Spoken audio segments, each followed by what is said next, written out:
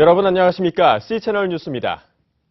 유엔이 정한 세계 환경의 날을 맞아 지난 5년 동안 우리나라의 환경성 질환 피해 사례에 대한 조사가 이뤄졌습니다. 피해자가 2,500여 명에 달하고 그중 4분의 1은 사망했다고 합니다. 곽영신 기자의 보도입니다. 충남 홍성의 성면 광산에서 일하다 2급 성면 폐질환을 앓게 된 정지열 씨. 정 씨뿐만 아니라 광산에서 일한 적이 있는 가족 8명 중 5명은 폐질환이나 폐암으로 사망했습니다. 광산에서 일한 적이 없는 육촌 사촌도 그 지역에 살았다는 이유만으로 성면폐 진단을 받고 사망했습니다. 우리가 3대에 지금 성면에 다 노출됐습니다. 전부 아버님부터 할아버님, 숙부, 당숙들, 이게 우리 아버님 사촌들인데 그분들이 성모니로 사망하셨는데, 백승목 씨는 가습기 살균제로 인해 만 24개월 된 딸을 잃었습니다.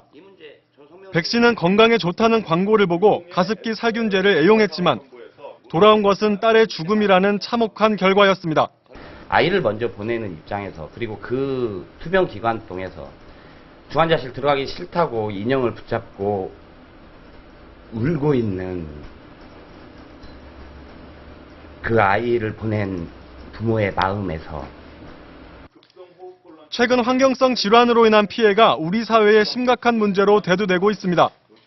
환경보건시민센터가 서울대 직업환경연구소와 지난 5년 동안의 환경성 질환 실태를 조사한 결과 성면, 시멘트, 가습기 살균제 등으로 질병을 얻은 사람이 2,526명에 이르고 사망자 또한 683명이나 되는 것으로 나타났습니다. 특히 시멘트 공장 주민의 대규모 폐질환과 가습기 살균제 피해는 우리나라에서만 나타난 환경성 질환으로 그동안 공해병에 대한 관리 감독이 얼마나 부실했는지 설명해주고 있습니다. 그러나 환경성 질환 피해의 심각성에 비해 정부와 기업의 대책이나 보상은 턱없이 미흡한 것으로 나타났습니다. 성면폐의 경우 평생 완치가 되지 않는 불치병임에도 불구하고 정부는 2년 동안만 생활수당을 지급하고 있고, 대규모 폐질환을 유발한 시멘트 회사들도 민사소송 등을 통해 주민들에 대한 피해 보상을 거부하고 있는 것으로 알려졌습니다. 가습기 살균제 피해 역시 정부 부처 간 서로 책임을 떠넘기다가 지난 5월에야 민관합동조사위원회가 꾸려져 조사를 재개했습니다. 환경보건시민센터 최예용 소장은 정부가 환경 건강 피해 문제에 대해 체계적으로 조사하고 관리하는 시스템이 만들어져야 하며 피해자들에게 합당한 보상이 이루어지도록 환경피해 보상제도를 만들어야 한다고 전했습니다. 그래서 정부가 공공기관에 의해서 피해가 확인되면 일단 정부가 먼저 선 보상을 해야 합니다. 조치를 취해야죠. 그리고 후 원인자에 대해서 구상권을 청구해서 그 피해 책임을 물어야 합니다. 최 소장은 또 시멘트 공장이나 가습기 살균제 제조사처럼 가해자가 법정 뒤에 숨어 책임을 외면하는 경우가 많은 만큼 징벌을 통해 책임을 묻는 환경피해 보상법을 제정해 더 이상의 피해를 막아야 한다고 전했습니다. 특히 원인이 분명함에도 불구하고 원인자가 고의적으로 책임을 회피할 경우에 징벌적으로 엄하게 책임을 묻는 그런 제도가 필요합니다. 환경을 생각지 않는 무분별한 개발, 환경보건정책의 총체적 부실, 환경에 대한 시민들의 무관심이 더해져 대규모 환경성 질환이 초래되고 있습니다. 하나님이 주신 자연을 보호하고 인류가 환경성 질환으로부터 자유로워질 수 있도록 종합적인 대책 마련이 요구되고 있습니다. C채널 뉴스 곽영신입니다.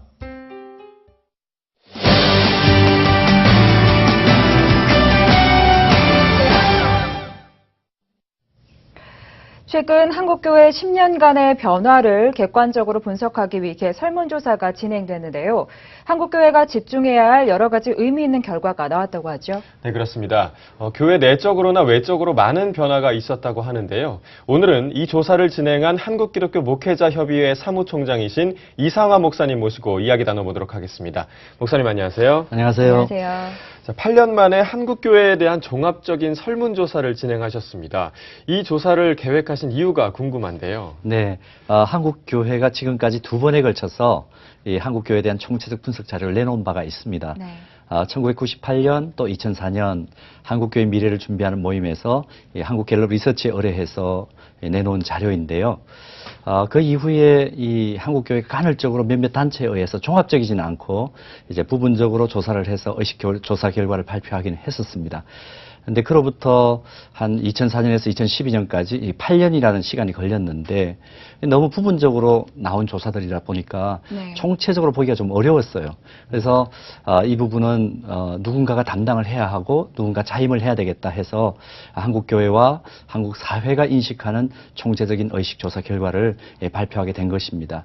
근데 사실 그동안에 한국교회가 한국 강단에서도 목사님들이 많은 얘기들을 좀 정확하게 하고 싶었지만은 시간이 좀 지난 것들, 소위 out of date 됐다고 그러죠.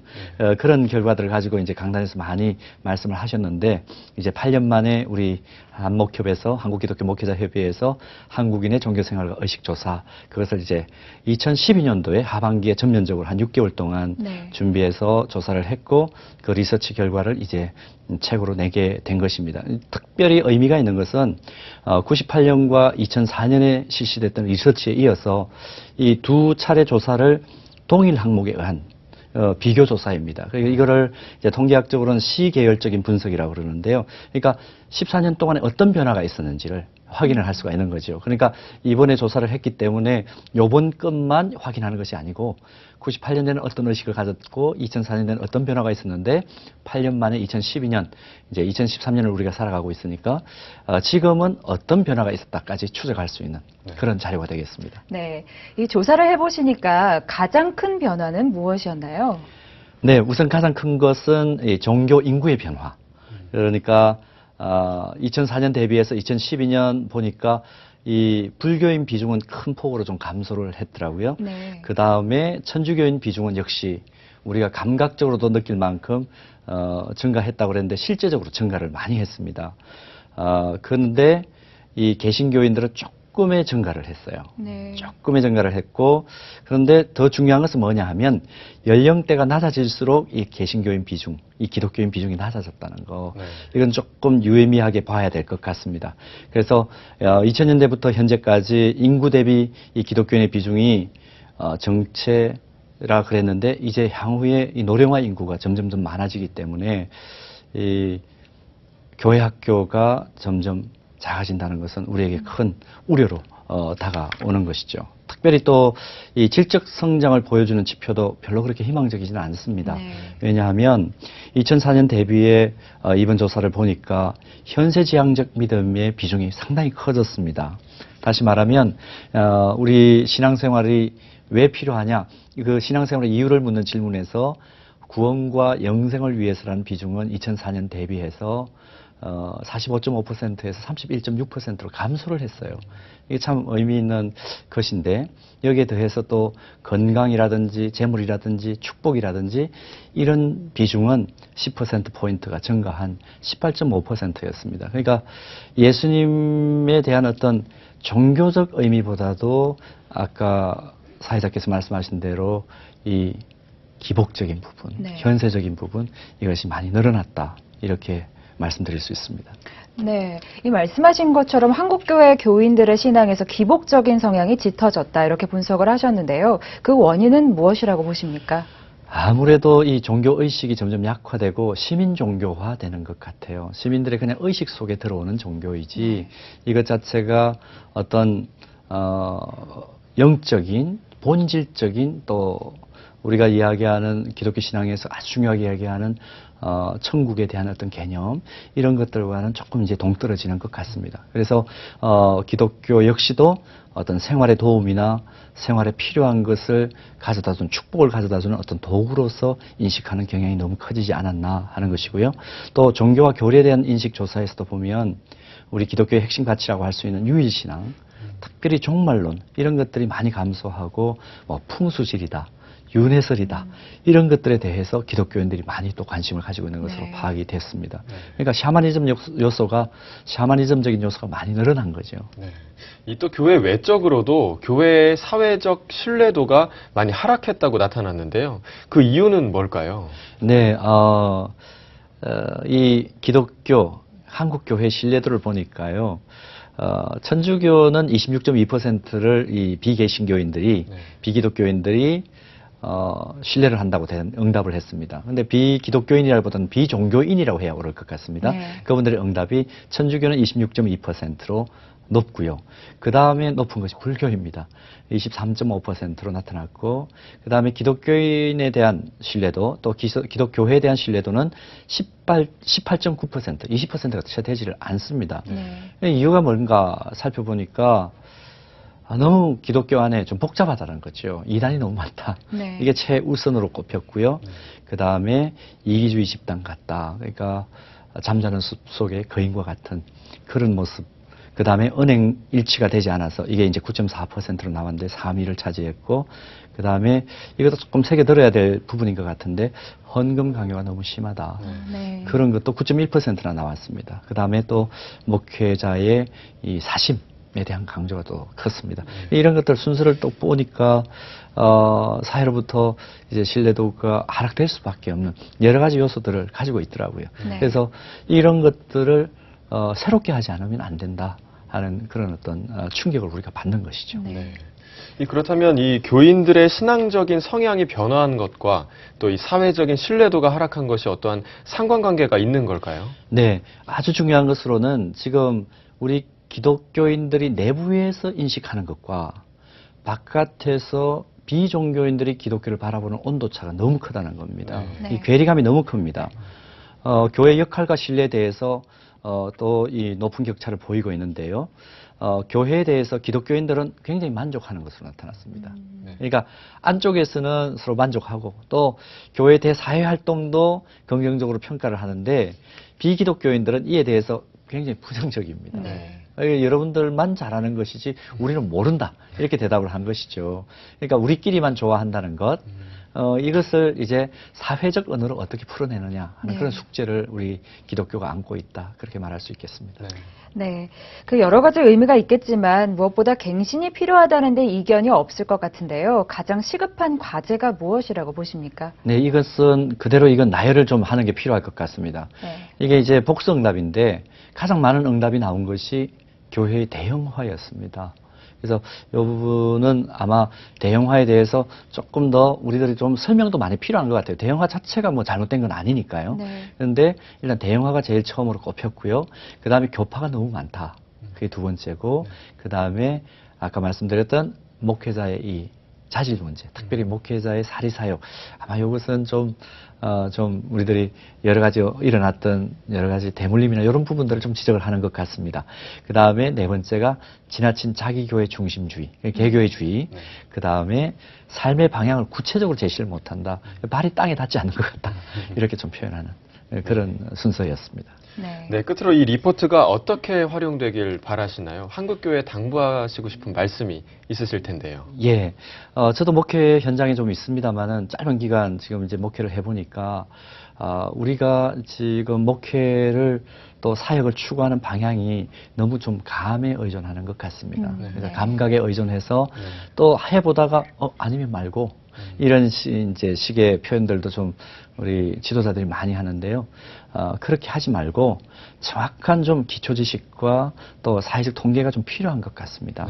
그래서 의식 저변에 깔려 있는 어떤 감에 의지하지 말고 진짜 의식 저변에 깔려 있는 구체적인 어떤 입장이 뭔지 그런 것들을 파악해서 한국교회가 주먹구구가 아니라 좀 더 객관적인 팩트에 의존하는 그런 부분으로 이제 미래 계획을 하고 또 목회 계획을 하고 이렇게 했으면 좋겠다.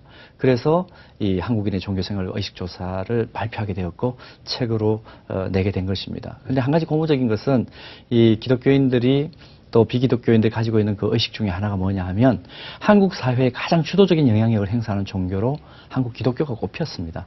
그러니까 이 한국 기독교가 실제적으로 말만이 주도적인 영향력을 행사하는 종교가 아니고 세상의 소망으로 세워지는 실제적으로 세워지는 일들, 그 일들의 진가를 나타낼 수 있도록 객관적인 어떤 자료로 이런 데이터들이 활용되기를 바라는 마음 간절합니다. 네. 이번 리포트가 한국교회의 현주소를 비교적 정확하게 분석해낸 것 같습니다. 이 결과가 우리에게 주는 의미가 참 큰 것 같은데요. 네, 그렇습니다. 이번 리포트가 우리 스스로의 신앙을 점검하고 사회적 신뢰를 회복하는 데 효과적인 도구로 활용됐으면 좋겠습니다. 목사님 오늘 말씀 감사합니다. 감사합니다. 쌍용차 사태 해결을 위한 기독교 대책위원회가 쌍용차 문제에 대한 신학적 연구를 진행하고 조만간 신학 선언문을 발표할 예정입니다. 기독교 대책위는 최근 회의를 갖고 쌍용차 정리해고 문제에 한국교회의 관심을 이끌어내기 위해 신학적 연구를 진행하기로 했으며 이를 바탕으로 한 선언문을 발표한다는 계획입니다. 기독교 대책위는 또 전국 교인들에게 쌍용차 문제에 대한 관심과 참여를 요청하는 목회 서신도 발표하기로 했습니다.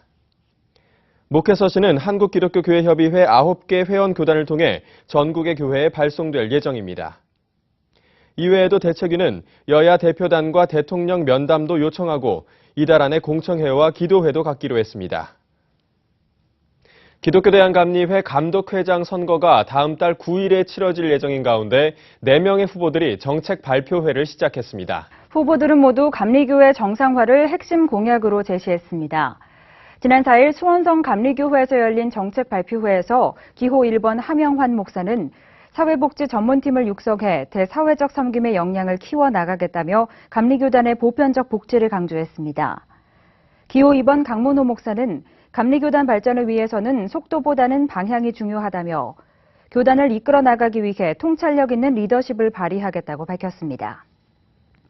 기호 3번 전용재 목사는 성장과 성숙이 동시에 이루어져야 한다며 시대에 맞는 목회 프로그램과 연령, 지역, 계층에 맞는 목회 패러다임을 만들어야 한다고 전했습니다. 기호 4번 김충식 목사는 화합과 변화, 부흥이라는 세계의 기본 정책을 통해 감리교회를 세워나가겠다며 교단 산하의 세계 신학대학, 신학대학원의 정기적인 교류를 지원하겠다고 약속했습니다. 대한예수교장로회 합동총회 정상화를 위한 비상대책위원회가 공식적으로 해산을 선언했습니다. 서창수 비대위원장, 사일환 행정부 위원장 등 비대위 임원들은 4일 제50회 전국 목사장로 기도회가 진행 중인 강원도 홍천에서 기자회견을 열고 교단 화합을 위해 비대위를 해산하기로 했다는 입장을 나타냈습니다. 서창수 비대위원장은 비대위 출범 이후 그동안 오해와 견해 차이로 상처를 입은 사람들이 많은 줄 안다며 총회의 화합을 위해 해산을 재천명한다고 밝혔습니다. 비대위는 전국 노회장들이 비대위 결성을 결의한 만큼 가능한 2주 안에 전국 노회장단 모임을 열어 해산 절차를 진행하겠다는 계획입니다. 이 밖에 뉴스와 날씨를 전해드립니다. 대한예수교장로회 통합총회가 6월 24일부터 8월 15일까지 민족과 치유와 화해, 평화통일을 위한 기도주간을 지킵니다. 서울신대 현대기독교 역사연구소가 신해산과 갈보리 언덕이라는 주제로 제74회 정기 세미나를 개최했습니다. 학교법인 배제학당이 개교 120주년에 시작해 8년 동안의 집필을 마친 배제학당사를 발간했습니다. 사교육 걱정 없는 세상이 지난 1일 선행교육 금지법 제정을 위한 어린이 사생대회를 개최했습니다. 날씨입니다. 6월의 초반부터 기온이 30도에 육박하고 있는데요. 휴일 내내 더위가 기승을 부리겠습니다. 특히 수도권 쪽이 더 덥겠는데요. 햇살도 강하겠으니 나들이 계획하신 분들은 자외선 차단제 꼭 챙기셔야겠습니다.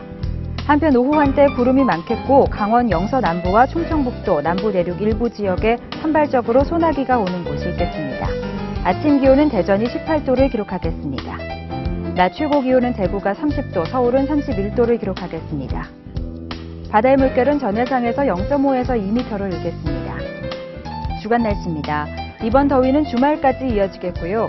다음 주 화요일 전국에 비가 오면서 더위가 한풀 꺾일 것으로 보입니다. 뉴스를 마칩니다. 시청해주신 여러분 고맙습니다.